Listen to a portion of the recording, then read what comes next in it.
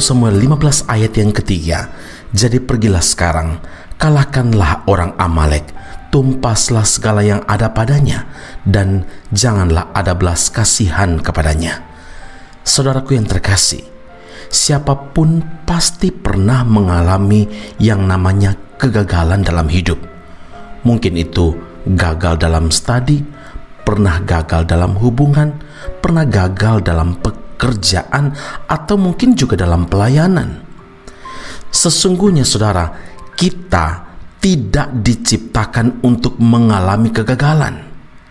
Karena Kejadian 1 ayat yang ke-26 dan 27 itu mengungkapkan bahwa pada mulanya Tuhan Allah menciptakan manusia untuk berkuasa atas segala sesuatu di dalam muka bumi ini. Tetapi mengapa masih banyak orang percaya mengalami kegagalan demi kegagalan, saudara? Penyebab terbesar kegagalan adalah ketika kita tidak melakukan apa yang diperintahkan Tuhan. Beberapa di antara kita mampu mengatasi kegagalan tetapi tidak pernah menemukan akar dari kegagalan itu. Saudara, mari kita belajar dari pengalaman hidup Saul yang meremehkan dan mengabaikan perintah Allah.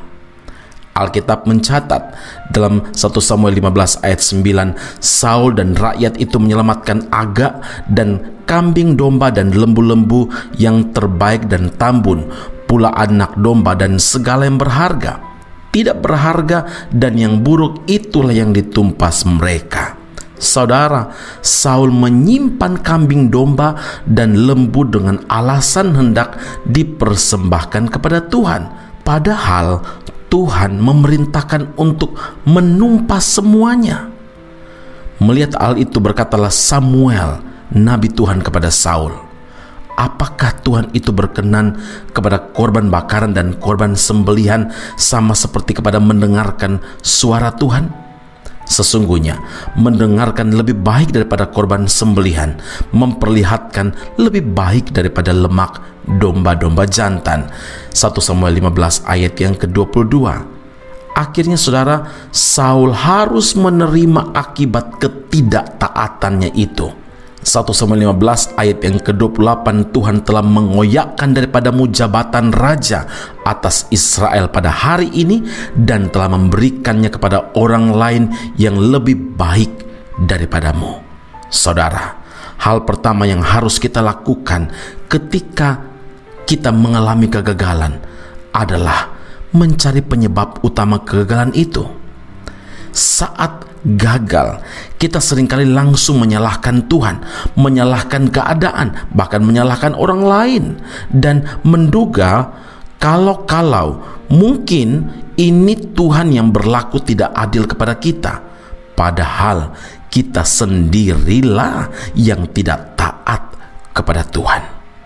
Karena itu ingatlah, jika kita taat melakukan firman Tuhan, maka Tuhan pasti akan memimpin kita dan memberkati segala usaha kita, karena akar dari kegagalan adalah ketidaktaatan.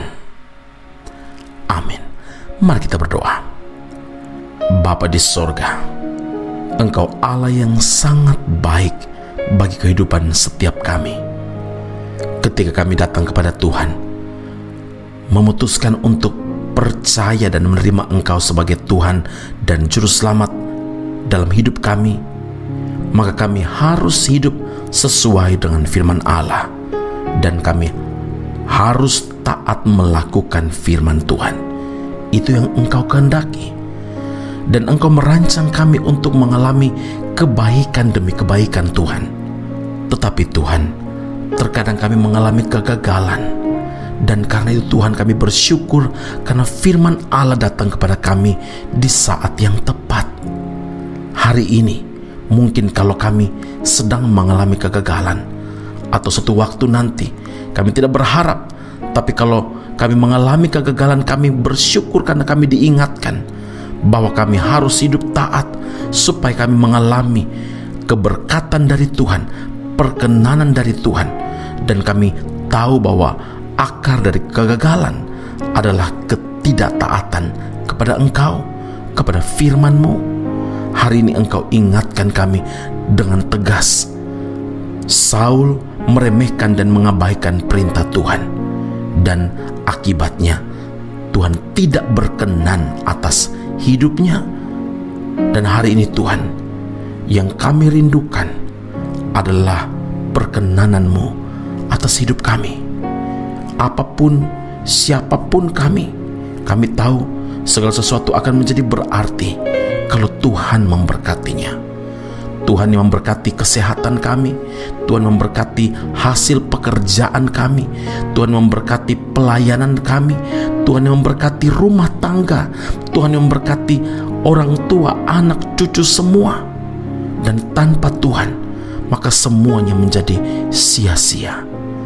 Karena itu Tuhan, kami tidak mau hidup sia-sia, tetapi kami mau hidup selalu dipimpin dan mengalami anugerah dan kasih karunia daripada Tuhan. Dan syarat yang Tuhan nyatakan kepada kami harus taat melakukan firman-Mu. Roh Kudus, berikan kekuatan bagi kami, kemampuan daripada Tuhan yang akan menolong kami untuk melakukan firman Allah dalam hidup kami iring akan Tuhan. Di dalam Kristus Tuhan dan Juru Selamat kami yang hidup, kami berdoa dan mengucap syukur kepada Bapa di sorga. Haleluya. Amin. Tuhan Yesus memberkati Anda. Sampai jumpa.